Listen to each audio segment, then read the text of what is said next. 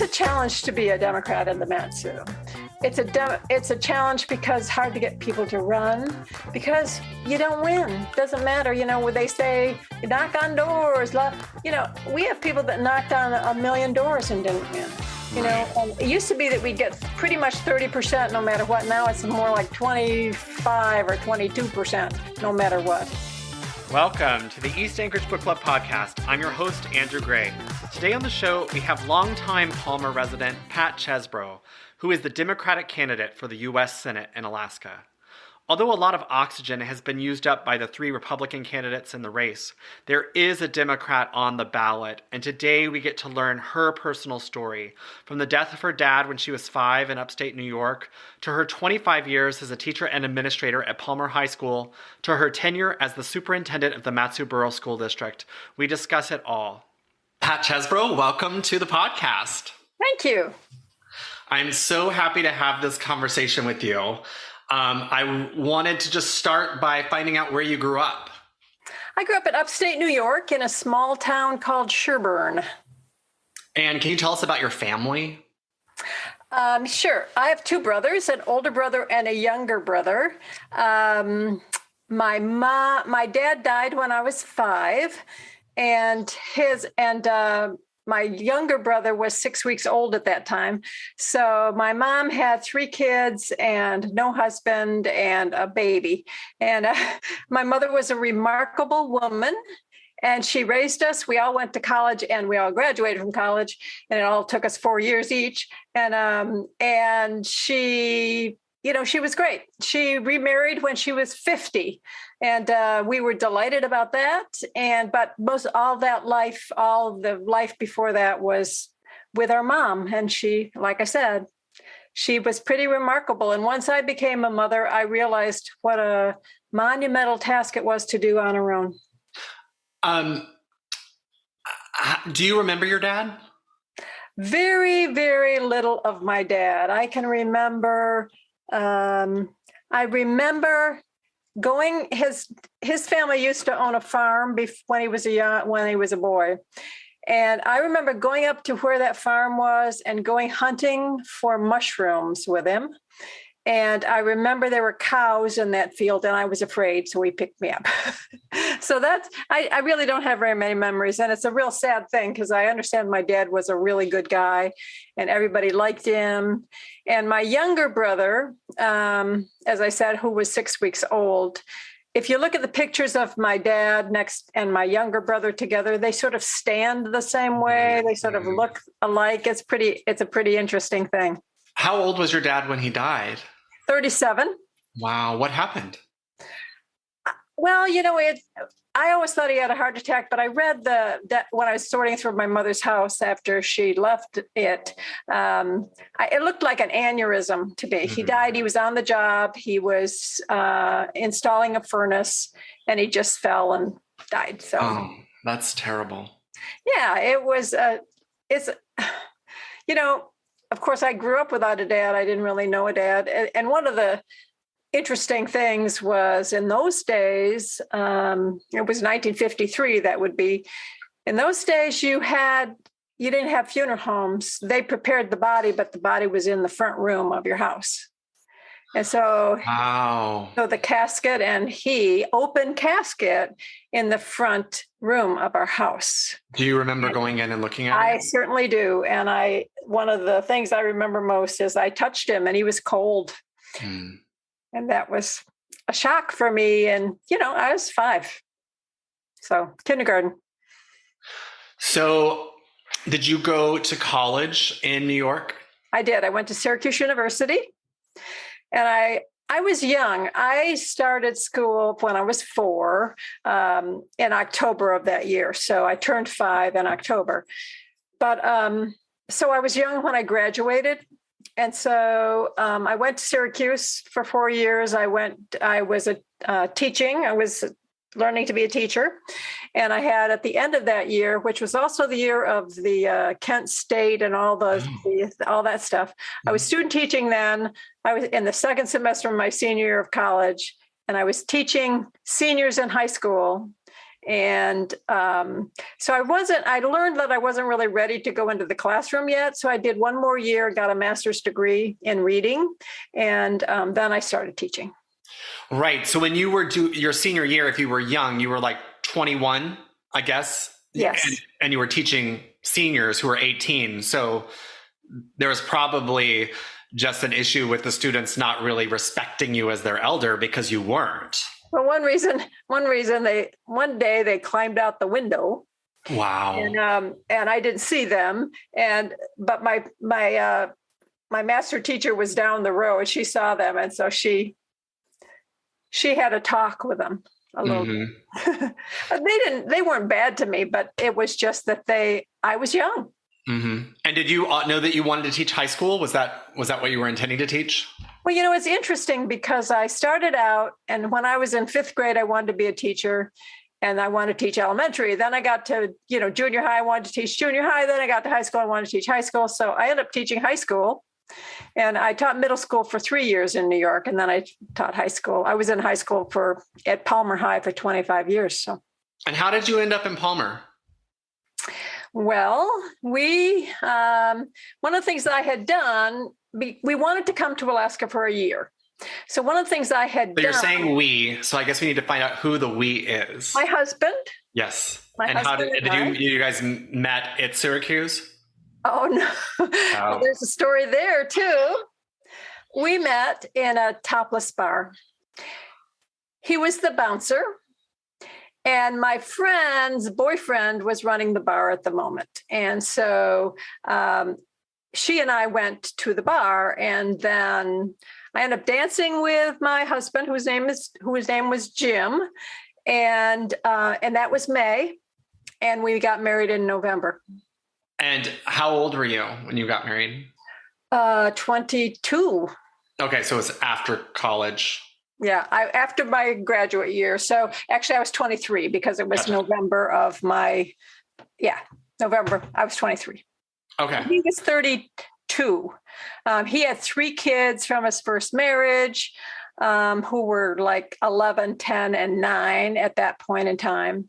And I was. So you were becoming like a stepmom of an 11-year-old when you were 23. Yeah. What was that like? I thought I knew more than I actually did about being a parent. Those 3 were living with their mom. And so they weren't with us. They all ended up to be with us at one point or another. And actually that oldest one lives in Wasilla now. And, but because he came up when he was in high school. And so, like I said, I didn't really know. But I learned, and, it was fine. And so I guess now back to the question. So your husband, Jim, and you moved to Palmer. How did that happen? Well, we came here. So what had happened was we knew we wanted to come for a year. So I got a teaching certificate in Alaska, and I started applying for jobs. And I applied in Mat-Su. I applied other places as well. I applied in Anchorage too, I think. Anyways, and I already had my teaching certificate, but I was a reading teacher. I was a secondary reading teacher. So at that time, Palmer High School, the Mat-Su Borough. So what does that mean? Like, do you teach children who are having difficulties with reading? Yes. But like in 9th grade, like so 14 and 15-year-olds or seniors. Or seniors. Yeah. I had all 4 years, yeah. Okay. I had all 4 ages. Kids that were, struggling. And anyways, so Palmer had become a Title I school at that time, and they did not have a reading teacher, and there weren't that many in the big file cabinet. Mm-hmm. So they at that time, of course, there weren't cell phones or anything like that. It was what year are we talking? 1974. And so we were driving up, and we'd made arrangements with my mother to send us general delivery mail to St. George.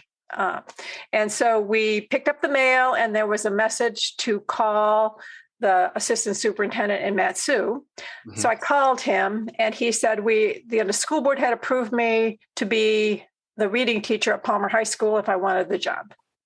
Great. So you guys were already en route when you found out that you had the job. Yeah. And what did Jim do? Jim is a welder. And so he worked, he got a job like right away as well at that time, and in a job shop in Anchorage that was called Superior Machine and Welding, which might still be there. I don't know. So he worked there, and I went to work at Palmer High. And y'all lived in Palmer? We lived in an apartment in Palmer. A little bit later in December, we bought a house. Well, we rented a house trailer. And same in Palmer, and he drove back and forth to Anchorage, and I walked to school. But that was fine. That was not that far. And so then I did that I was in a portable outside the school. So I did that we moved to the high school, to the current high school in 1977, I believe. And then I became an English teacher, Like a traditional high school English teacher? Is that banging in your house or mine? That banging is my dog in eating in his water bowl. Gotcha. So then you became a high school English teacher? Yes. And did you do that for the rest of your career? 15 years. Okay. And during that time, I had the opportunity to do lots of things. I was the president of the Teachers Association. I was on the executive board of the Teachers Association. I was involved in a lot of things that way. We had the first year, our twins were born in 1975. So, and then I worked half time for a couple of years then. Right. So you basically, were you pregnant when you drove up no, after, but it was pretty close after you got here. Pretty close, because we about doubled our salaries. Gotcha. When we came here. We were paying money to the children's mother every week. And that was when we were in New York, that took about his paycheck went to them. So when we got here, we felt like we could afford to have children, and we didn't really plan to double up on the first ones. Right. But we ended up doing that. And did you have more kids after that? One more, a daughter, 5 years later. Yeah. What did you do after you did your 15 years of high school English teaching? Well, as time went on, I decided, I was doing leadership roles all along. And I decided I wanted to be not a principal. I wanted to be like a curriculum director or something like that. So I went and got a credential. I got an administrative credential at UAA. And then I applied to be the assistant principal. People urged me to apply to be the assistant principal. So I got the job as assistant principal at Palmer High School. And I was assistant principal for a year. The principal left. I applied to be the principal, and I was the principal for 9 years. Wow. What was that experience like? It was the best job I ever had. What made it so good? One of the you have a lot of influence when you're a teacher in many ways. When you're a principal, you have an influence over the whole school, and you can help to make the school a true learning environment, and the teachers can learn together. And we did learn together, and we made some changes together. And I felt like we could make a really good school for all kids. One of the things we did was we changed the schedule to 300-minute periods a day. And it was so you could finish a year's worth in 2 semesters. Teachers taught 3, kids took 3. And it was really, we helped the teachers to learn how to use that whole time and how that would be valuable. But it was really helpful to kids, especially kids that struggled, because the teachers could see the classes were smaller because all the kids were in class at the same time and all the teachers were teaching. And so that was really good. What are your most memorable moments from your time at Palmer High? I'm sure there's some particular stories that you have. There's a lot of them, but one of the things that maybe is one of the most memorable things that a kid ever said to me was, when I was a principal, one of the things I did was I team taught a class with our art teacher. And because I missed being with the kids, because you don't get close enough to the kids when you're the principal. So we developed this class, our teacher and I, called Arts and Ideas. And what we tried to do is we tried to have seniors put the world back together again. You separate it into history and da-da-da-da-da-da-da. This way we tried to show how things are interactive. Mm-hmm. Art, is connected to history, and literature is connected to all these things. And so we read a book with them called Passions of the Western Mind, which is a really challenging book. And we let them kind of lead us to where we were going to go with the discussions, whatever came up with them. So that was really, really exciting. So one of the best things I ever heard from one of the students in that situation was at the end of the year, we asked them, how did it go? Blah, blah, blah, those kinds of questions that you always ask. And this girl who was a senior said, you know what I learned in this class? I learned that I am smart. And if we can make every kid in school learn that they're smart, that would be a true success for me. And why do you think that doesn't happen more often? I think we get caught up in the nitty gritty of teaching instead of the exploration type of teaching, the allowing people to go beyond. And I think we pigeonhole kids too.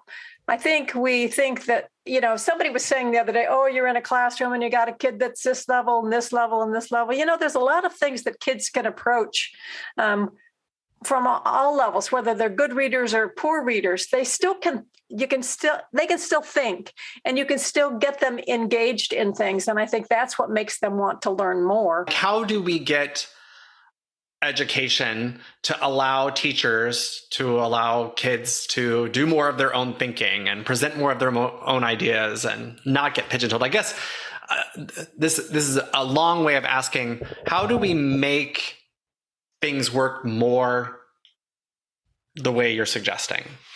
Well, one of the things that I think gets in the way of that is 45-minute class periods. You really can't learn something and discuss it in 45 minutes. I mean, it's so, and then you're forced into sound bites and those kinds of things. The 100-minute period actually allowed us to let kids explore and think and go more deeply into subjects. We tend to, and somebody said we have a curriculum that's a mile wide and an inch deep. And really the curriculum should be the deep thing, and a foot wide and a foot deep. I mean, and I know you can't cover everything, but education should be uncovering, not covering.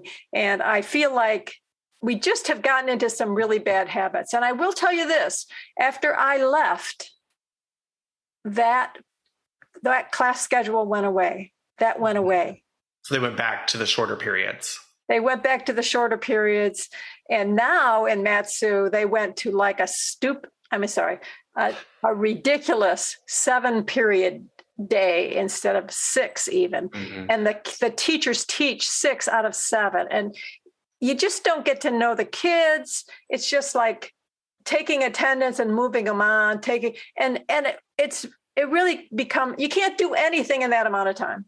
Mm-hmm. So I think that's part of the deal. I want to talk about Palmer. You've been in Palmer a long time, yep. And your kids grew up there, I guess, graduated from Palmer High School. 2 of them did. The third one graduated from Burchell High School, the alternative high school. Oh, interesting. Well, I want to know we here in Anchorage sometimes make stereotypes about the Matsu and about what Wasilla's like versus what Palmer's like. So can you tell us about what Palmer was like when you got there in the 70s, how it's changed and what it's like today? When I got there, when we got here, the whole borough was smaller. Mm-hmm. There weren't very many schools. And we could fit all the teachers into one half of a gymnasium floor. Everybody was there. And that's a wholly different thing than now. when you can't get all the teachers into a gymnasium. I mean, it is, so that's one of the things that has changed the whole tenor. Palmer has always been, it's a colony town. And one of the things that's most treasured is that whole colony experience. So I think that that's part of what Palmer even is today, even though it has become diluted. There's a lot of really good things in Palmer. It's a town you can walk around.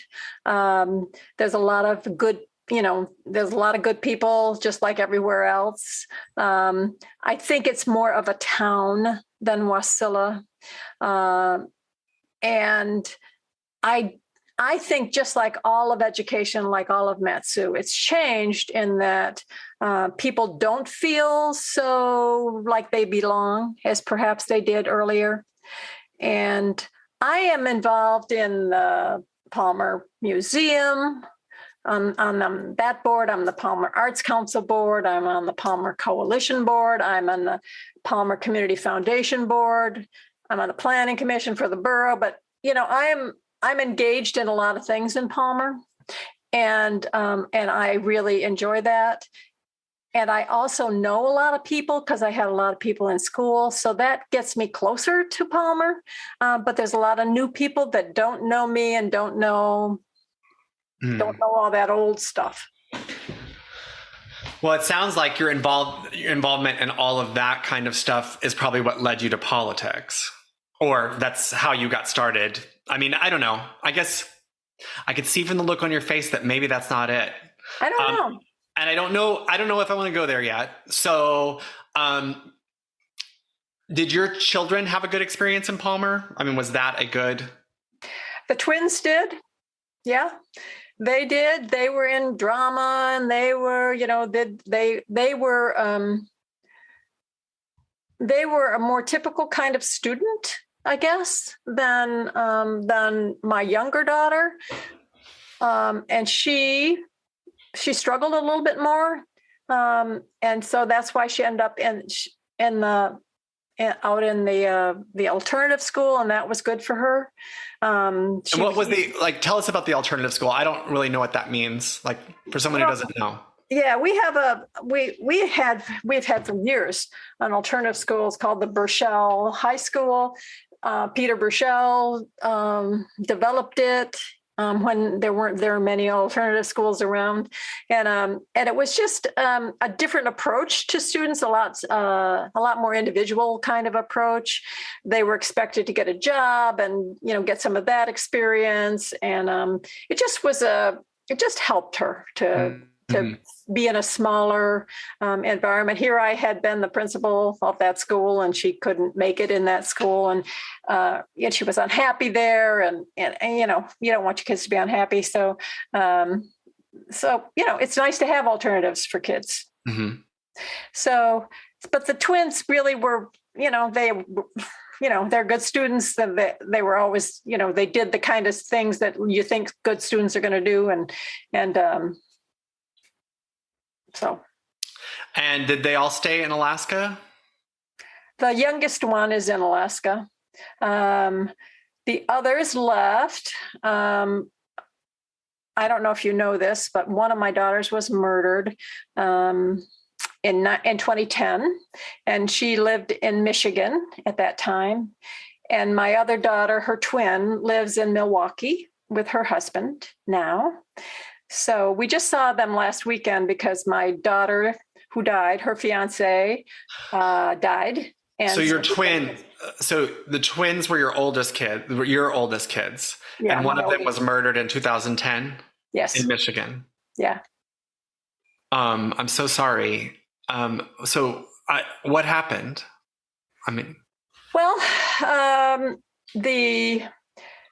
her fiance, the one who just died, his sister came to stay with them in December of 2010 for a little while. She stayed with them for 10 days. And then she left their house. She stayed in a motel one night or two nights. And then she drove to my daughter's name was Amy, drove to her work penned her in behind, parked behind Amy's car so she couldn't get out, she couldn't drive out, came up and shot her through the window 6 times. Oh my God. And so it was in Amy's office building where she worked was all glass on the front. Everybody could see. So people came right out and somebody followed this woman. And so the police got her right away. It wasn't like there wasn't a person hunt or anything like that.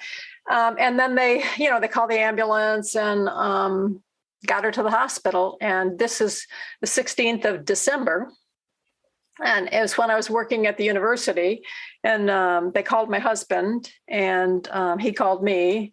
And so we were fortunately, through a travel agent, I think, in Ketchikan, we got tickets. Jenny had come to Alaska. She was in Seattle. She had come, my younger daughter had come to Alaska. She was in, anyways. So she came, and this woman got us tickets to go to Detroit, so we could, because Amy was alive. They had done surgery, and she was alive, but she was shot 6 times, and we got there, and she was alive, but she was on, she was dying essentially. But we did get there, and that was good, and then we had to, make the decision to disconnect everything. But the sad 35. part was, pardon me, huh? She was 35. She was 35. The sad part was that since it was her fiance's name was PJ, since it was PJ's sister who did it, they didn't know if he was involved. They didn't know any of that. And of course, we were on the plane a lot. They had not made arrangements for anybody but us to be, we're the next of kin. And they even wouldn't let Carrie, her twin, in to see her. And they wouldn't let PJ in to see her. And until, we talked to the doctor, we gave Carrie a secret word or something so that she could even come in to see her. So nobody could even go in to see her. And anyways, we got there interestingly, my dad died on the 17th of December, and my daughter died on the 17th of December. Oh, I'm so sorry. So, was there a motive? I always wanted to know if there was. There was a crazy thing that somebody said, as she thought Amy was a spy and she was going to kill PJ or something weird like that. Amy she didn't kill spiders, she never, it was just, but it doesn't, I finally decided I wanted to have a trial because I wanted to hear her say why'd she do this, but wouldn't have mattered anyways. Cause she was gone. We lost her. And, so we ended up, she ended up being sentenced to, I don't know, 18 years or something like that. And I just heard from when I was back at the memorial that she got 2 more years for some reason. I don't know all the ins and outs of that, but she said during the sentencing that she loved Amy, and that almost made my husband jump over the railing and go try to attack her because, really. Anyway, it was, you never think that's going to happen to your child. It's just, and this, memorial thing that we were just at last weekend, we just brought everything back, What was the memorial thing last weekend? Her fiance died. Oh, her fiance, PJ. Yeah. And so I assume he didn't have anything to do with it, and you had a good relationship with PJ? Yeah.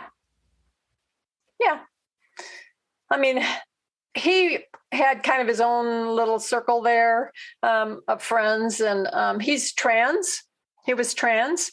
So he had, it was remarkable, really, the memorial service, because it was, you could see in that group of people, those are the people that many, many people try to discount and defame and treat poorly. And they were the nicest, most inviting, most friendly, most helpful people that you can ever imagine. And they loved PJ. Some of them said he saved their lives, and it just brings home how when people think that trans kids shouldn't use the same restroom, or, you shouldn't have books about LGBT and it's like, really, these are people, wonderful, wonderful people. And so Amy started dating PJ when PJ was a man. After, correct. Yeah. So when did Amy tell you that PJ was trans? I can't remember. It was a while. It was a while. I didn't know. And I mean, did you have? You sound very positive today, but I wonder back then when Amy first told you, if you had questions, or, I mean, was it a surprise that Amy was dating a trans man? Or it was a surprise for me because I didn't, I guess I'm just not very smart. It didn't matter to me, and I didn't, know about it. That's interesting. Well, I mean, again, like, this is someone in Anchorage making assumptions about Palmer, but I would just say that I wouldn't think that you'd probably encountered a lot of trans men in Palmer. I mean, that could be my assumptions, but yeah, I don't know. I know there are trans people in the area. Right. I know of a student from school who was a trans woman now. People are people. We need to let people be people. Mm-hmm. So you mentioned that you had been working at the university then. So after you finished being the principal at Palmer High School, you went to work for the university? No. After I was principal at the high school, I retired. Okay. And during the time, from the time I retired, which was end of June, till November, the school district lost the superintendent I had when I was there, got a replacement for him, brought back an old superintendent. He got mad at the school board and he left. And then there was another one. So they were kind of bereft at the central office of people to help. So I went to the superintendent that I had known, because I'd been there, or the new superintendent who had been a principal, then he was at the administration, and now he was interim superintendent. I went to him and I said, do you need help? Can I do something? So he put me in charge of the secondary education. In the meantime, they changed the rules about who could be superintendent, that you didn't have to have a superintendent credential.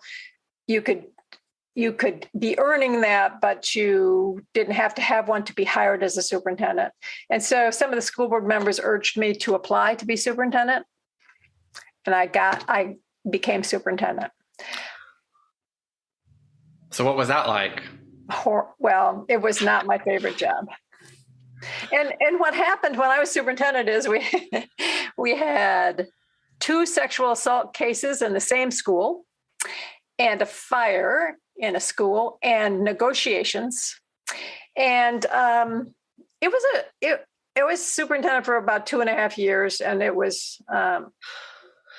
So it's interesting, and I guess maybe you can educate me about it, because you really liked being a principal, and to a non-educated person, I would think that being a superintendent is like being an extra principal. You're like the principal of a lot of schools at the same time, and that if you enjoyed being a principal, then you'd love being superintendent.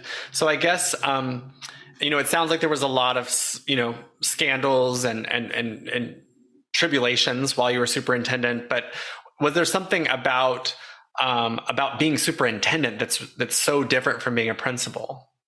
When you're a principal, you're in the same building with people. Mm. When you're a superintendent, we have a school in Glacier View and a school in Trapper Creek, and that you can't You couldn't go to both of those schools in the same day. You can't get to all those schools to make a difference. And one of the things that even as a principal, it takes a while for people to trust you enough to make a change, to do anything. And I had worked with these principals, remember, for 9 years. And yet I didn't always do everything they wanted me to do. And it just was harder to get to them than it was as a principal. So and this might be a dumb thing to say in my current situation, but it's really political too. And what happened was the people that hired me, the school board that hired me, some of them didn't run, or they did. It was a different school board starting in November or October than it was who hired me. So that whole thing. After you were superintendent. Yeah, I retired again. And then I was asked to teach a couple classes at the College of Education. And so I went and I started teaching a couple classes, and about September, somebody left who had been in the department, and I got hired full time. And did you enjoy that?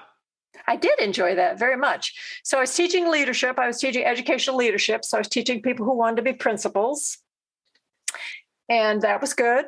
And then I was appointed to be the chair of the Department of Teaching and Learning, which was the teacher ed department. So I did that, and then we applied for a federal grant. And we got a $9.3 million federal, we called Alaska Educational Innovations Network grant, and I became the director of that grant as well. And so I got then to work with school districts all around the state and educators all around the state, and really learned a lot. What's the most important thing? If I was going to be a principal tomorrow, what would you want me to know? I want you to know that you trust first. People don't need to earn your trust. You need to give them your trust. If they betray it, then that's one thing, but give them their trust and give them their head. Let them teach. Don't second guess them. Don't try to put them into a cage. Teachers can be really creative, and you want them to take care of the kids. The one thing I would not put up with was people not being good to kids. People started being nasty to kids. That was nothing. I didn't put up with that at all. And I had wonderful people that I worked with. And I think if you talk to them, you would find that they still like me. Because you trusted them. I trusted them. I learned a lot about that. Right. Well, I think most teachers have a fear that when an administrator comes into their classroom, that they're looking for deficiencies. Yes. And so they're you start from that place of, oh my gosh, I wish they hadn't come in right this moment. Right. This is the worst moment of my day that they walked in right now. Yeah. Yeah. So if we're partners, it doesn't happen like that. One of the things I had, and I didn't tell you about this before, and maybe you're sick of me talking, but the first 3 years I taught, and that was in New York, I team taught in the same classroom with another teacher. And I had a master's degree, they had more experience, but we could watch each other teach and do critique all the time. So I lived with that.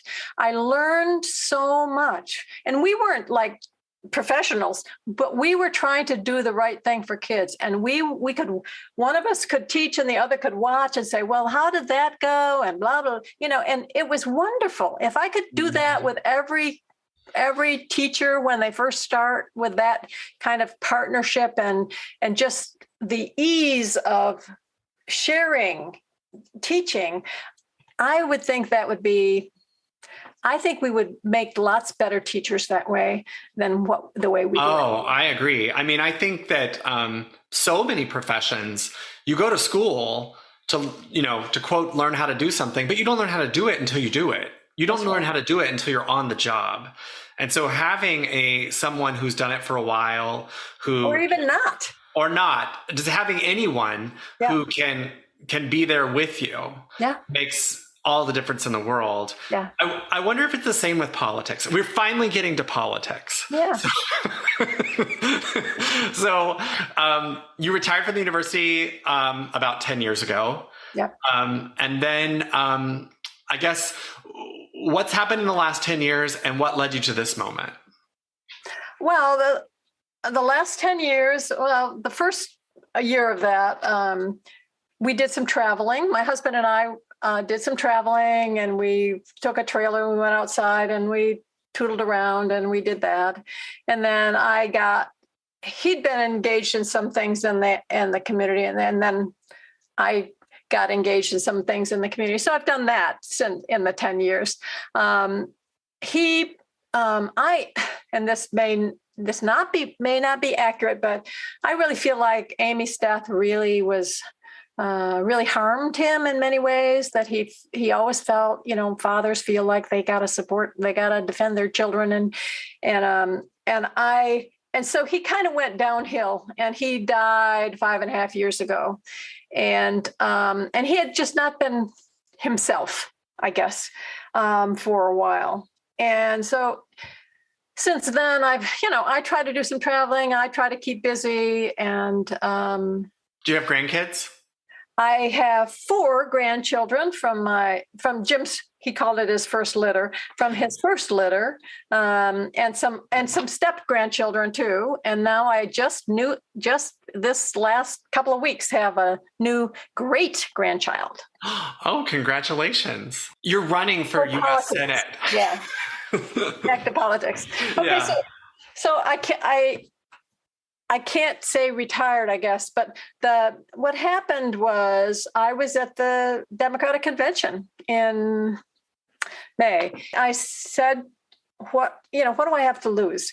I mean, I can do this, and I'm doing it because I think it's really important to say the kinds of things I need to say. And we need a Democrat to say the kinds of things that Democrats need to say. And whether or not winning is being able to stand up and have a choice and give people a choice. It's, it's probably not going to be all the votes in the world, but it's going to be important for Democrats to make a showing in this race. And there's 3 Republicans and a Democrat. Right. A ranked choice thing. What has the last 5 months been like? Well, there's been a lot of learning for me, a lot of learning. And we decided from the beginning, I said from the beginning, I'm not going to kill myself for this. I'm going to do the best I can. We're going to do the best we can. We've been trying to do everything we can to get my name out there, to have signage, to go to things. And I've seen you at the debates. You've shown up. I show up. Yeah. What has that been like? Well, it's good to show up. And I've learned, as I said, I've learned a lot. And I'm not the one that engages in any of the negative that the others do, because I'm just me, and I could say what I want. Really, I'm fortunate that way. And the fisheries one was a challenge, I'll tell you, because I just don't know that much about it. Right. If they have an education one, I could do pretty well, and they weren't mean to me or anything like that. But I just felt that I didn't know the kinds of things. And I was sitting next to the senator, and she knows a lot. Right. So, that they know that stuff. Right. So what's been the most surprising thing about the last 5 months? I've really been surprised at the outpouring, even if we haven't raised tons of money, the people that have donated to my campaign. I am humbled by the number of people. My treasurer said today, she thinks that people from 43 states have given me money. All my cousins. I had a cousin call me 2 or 3 weeks ago and say, I saw you on CNN. And she said, I'm going to send you money. How much can I send? And it was right after the primary. And I said, well, you can send up to $2,900. She said, oh, I can do that easy. And then she did it. Her husband did it. Her sister did it. Wow. And I think every one of my cousins, certainly from my mother's side cousins, every one of them has given to me, and some from the other. So I think that warms my heart. A man I used to babysit for is in my corner. We have, it is, whether people give $5 or 500, it's just nice to know that people have that kind of faith in me. So I'm getting towards the end, but I do want to ask about being a Democrat. I assume a lifelong Democrat. Yeah. And living in the Mat-Su. What has that experience been like? Well, it didn't used to be a bad experience. It used to be pretty much, we had Democrats. It's a challenge to be a Democrat in the Mat-Su. It's a challenge because it's hard to get people to run because you don't win. Doesn't matter. When they say knock on doors, we have people that knocked on 1 million doors and didn't win. And it used to be that we'd get pretty much 30% no matter what. Now it's more like 25 or 22% no matter what. The next terrible thing, they just had the city of Palmer elections and they had under 4% vote. Oh my gosh. 4% turnout. Yeah. And the Borough Assembly just passed that thing that we're going to hand count. Yeah. Because we don't trust machines. And I think it's pretty interesting. We don't trust machines, but most of them were elected that way. So they thought it was fraudulent how they were elected. Right. Yeah, no. I mean, I think, especially because a lot of the complaints are, it takes us too long to know who won. And I think, well, hand counting is not going to speed it up. No, yeah. I don't know what they're not, they haven't said yet what they're going to do with absentee. That they're going to stay there and count the ballots until they're counted. But I was just reading the article in the paper and the clerk said, well, you're going to have a second group of people to do the counting because the people at the polls have been there all day already. Second group of people that do the counting. But what are you going to do about the absentees? You're going to call those people back every week to do absentees? I don't know. I think it's unfortunate that we're regressive here. Right. Well, are you committed to staying in Palmer forever? I'm getting really kind of sick of it. I'm sick of the Mat-Su. Not just Palmer, but I'm not sick of Palmer. I'm sick of Mat-Su. I'm sick of what's happening. I'm sick of the way people are being treated. I'm sick of the kind of nastiness that's going on. We usually ask our guests to recommend a book, and it could be your favorite of all time, or it could be a book that you just read that you liked, or really any book at all that you think our listeners should read. If you haven't read Cloud Cuckoo Land, you better. Okay. And that's by Alf Dorr. Yeah. And that's a new one. So it was good? It was fascinating. It was interwoven in a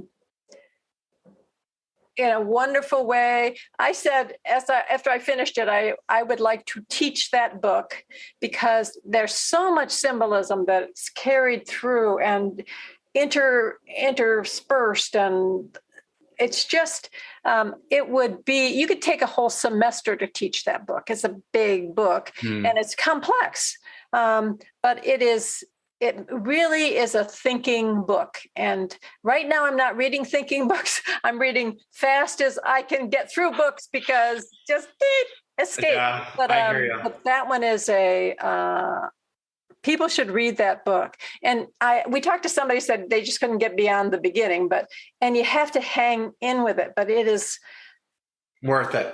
It is really. Did you read all the Light You Cannot See? Did you read that? I'm going to confess, I've never read a book by him, but I've been recommended to read the book. That and Cloud Cuckoo Land have both been recommended to me. So I have some reading to do. Yeah. Well, you're busy right now too. Yeah. So, Pat, thank you so much for being on the show today. And also thank you so much for running because I do know what a toil it is. And that the difficulties. And so I'm so thankful for you stepping up and doing it. Thank you to Corey Coolidge for making this podcast listenable. Please check out his YouTube channel and website, anchoragelife.net, about life in our city.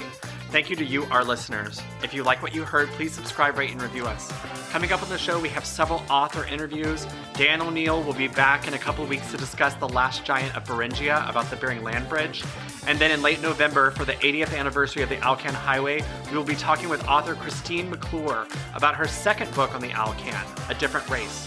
Finally, in December, we will have Dan O'Neill back a third time to discuss his most famous work, The Firecracker Boys, about nuclear testing in northern Alaska. You have time to read them.